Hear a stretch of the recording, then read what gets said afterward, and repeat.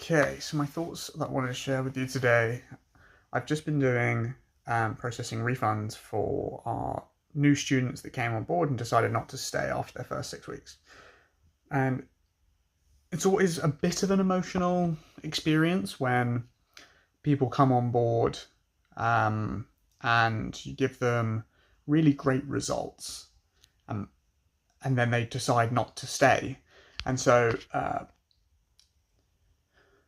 the funny thing is about it is we've noticed that there's no correlation between the results someone gets, the improvement that they make on our program, and their likelihood to stay.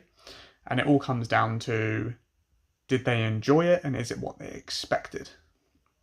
And so then we tailor our sales approach more to really their motivation to be there, and then understanding what it's going to take, what the process is going to be for them to actually succeed.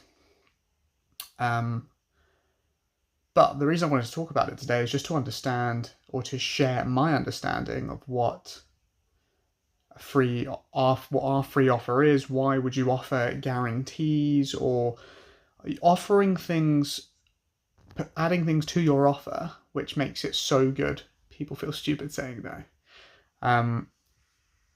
And the purpose, I believe, of doing something like a free trial with a deposit or a money back guarantee or whatever is to decrease the friction to starting, and so that on the whole you generate more revenue than you would without it.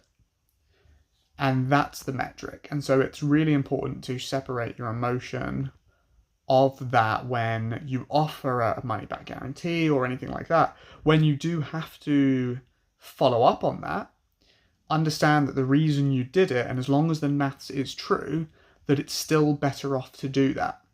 And so if you're in a really capital intensive business like storm chasing roof repairs, for example, you're probably not going to be able to offer a 100% money back guarantee, because one person that you need to do that back to could write off, anywhere from 5 to 20 roofs worth of work.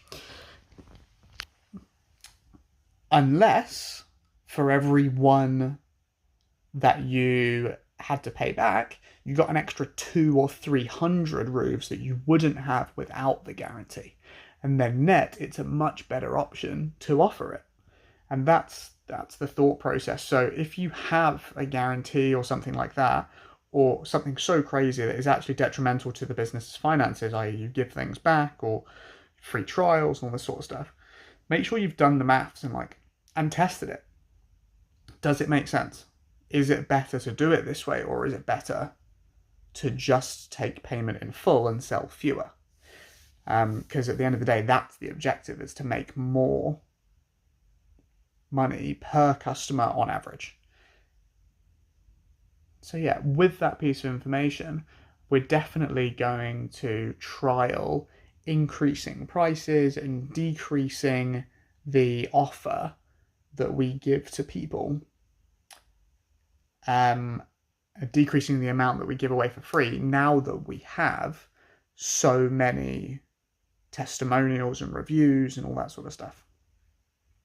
So yeah, there's my thoughts. And if you've never thought about it that way, hopefully this will help.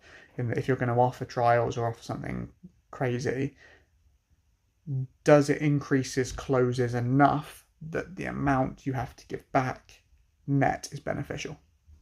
So that's the question to ask. All right, guys, have a great one. Peace.